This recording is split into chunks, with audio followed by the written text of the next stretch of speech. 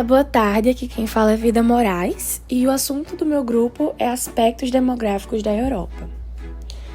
E para melhor compreensão da turma, a gente dividiu em alguns tópicos para falar em forma de podcast. Porém, quando a gente foi ver, não deu muito certo a gente fazer esse podcast no Spotify. Então a gente apenas colocou o vídeo com fundo preto no YouTube para apenas dar compreensão por meio da voz e não junto com a voz o vídeo. Então vamos lá. O meu primeiro tópico foi aspectos culturais da Europa.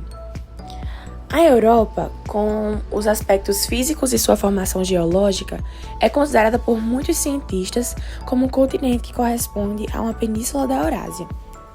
Essa significa a união da Ásia e da própria Europa, localizada lá no hemisfério norte. Para uma caracterização dos principais eventos ocorridos na Europa, a gente poderia destacar principalmente o colonialismo, a expansão imperialista, as civilizações romana e grega, né? Aí também temos o Renascimento, a Revolução Francesa, a Revolução Industrial e também o surgimento do primeiro bloco econômico do mundo. A partir desses exemplos, a gente poderia perceber que a Europa ela foi e ainda continua sendo assim um palco das grandes realizações humanas. A separação cultural ocorreu a partir de duas vertentes, no qual de um lado está a civilização romana e grega, ambas representantes da parte europeia, e do outro lado representantes asiáticos, árabes, hindus e chineses também. Essa separação foi de valor cultural e nem tanto físico, porque o que foi levado em conta foram as disparidades culturais, religiosas e econômicas, singulares de cada grupo. Atualmente, com o estágio avançado que se encontra a globalização, o Ocidente tem promovido grande influência no Oriente, algo que ocorria raramente lá no século XIX. Apesar da imensa distribuição de cultura e conhecimento na Europa para o mundo, realmente quem emergiu cultura para os dois continentes saíram todos do Oriente, como por exemplo o cristianismo, o alfabeto e etc. O domínio europeu no mundo teve início durante o século XV e XVI, por meio da busca da expansão de seu território. Isso foi possível através das grandes navegações, no qual foi necessário extrair riquezas em outros continentes para suprir as necessidades do mercado que estava em constante crescimento, em constante expansão. Uma vez que crescia o número da população, tinha que dar um jeito de suprir, de cuidar.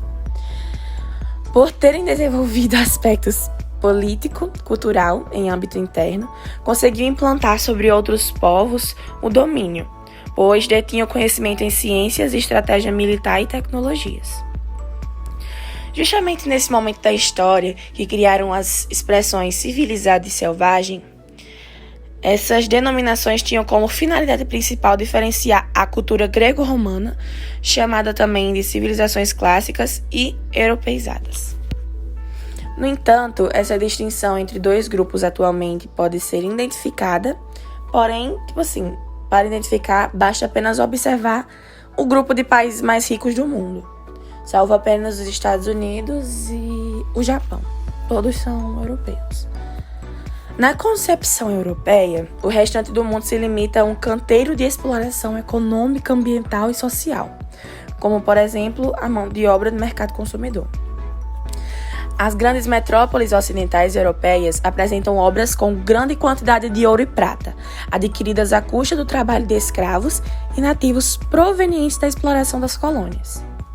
Hoje, existe uma grande fortuna em pedras preciosas guardadas em instituições financeiras.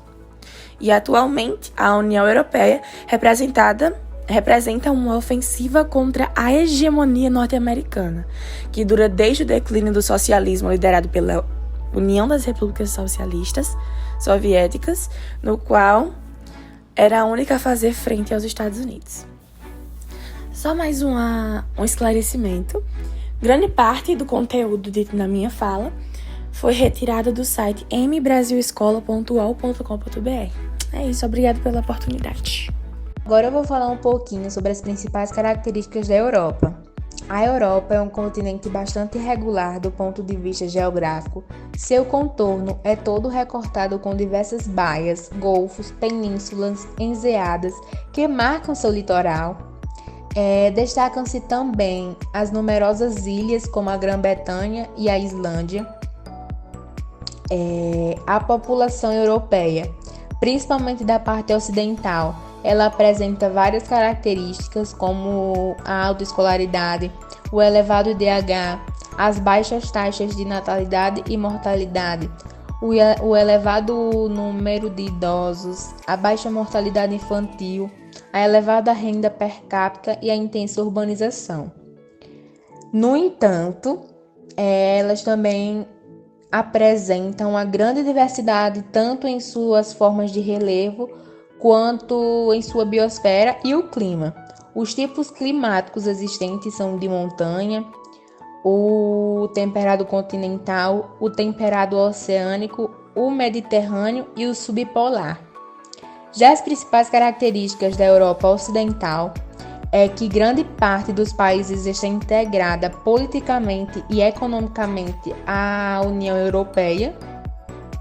Essa região é considerada uma das mais ricas, ou se não a mais rica da Europa, e aqui possui os melhores índices sociais do continente europeu.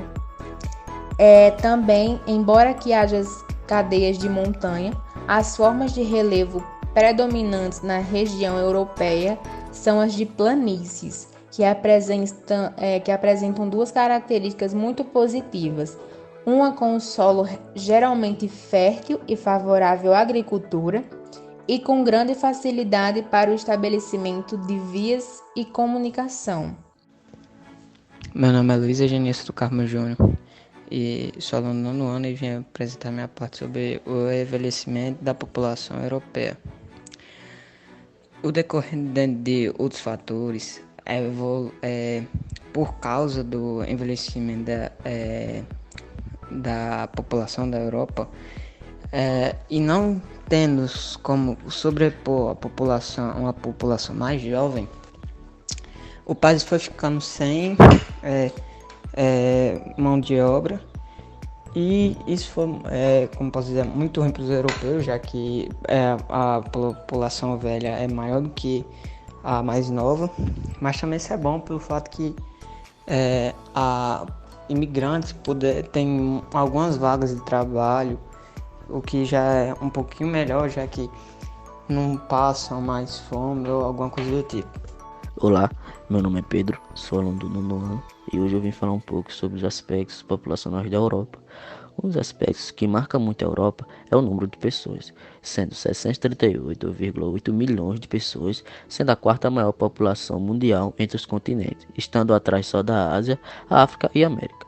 O continente europeu possui uma área de aproximadamente 10.180.000 km², sendo o segundo menor, com uma densidade populacional de 72,9 km².